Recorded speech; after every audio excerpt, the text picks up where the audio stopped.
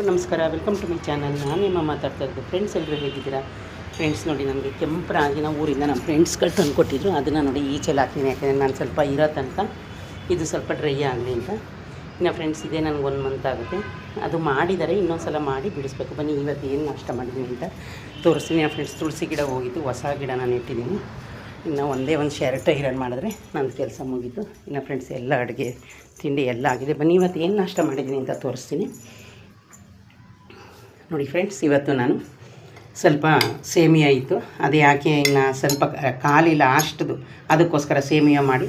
ಇನ್ನು ಫ್ರೆಂಡ್ಸ್, ಸೌತೆಕಾಯಿ ನಮ್ಮ ಫ್ರೆಂಡ್ಸ್ ಸ್ವಲ್ಪ 1 kg ತಂದು ಕೊಟ್ಟಿದ್ರು. ಅದನ್ನು ಕ್ಯಾರೆಟು, ಸೌತೆಕಾಯಿ, ತೆಂಗಿನಕಾಯಿ, ಸ್ವಲ್ಪ ಮೆಣಸಿನ ಪುಡಿ ಮತ್ತು ಕೊತ್ತಂಬರಿ ಸೊಪ್ಪು, ಒಂಚೂರು ಶುಂಠಿ ತುರಿದು ಕೋಸಂಬರಿ ಮಾಡಿದ್ದೀನಿ. ಅದಕ್ಕೆ ಉಪ್ಪು ಹಾಕಿಲ್ಲ.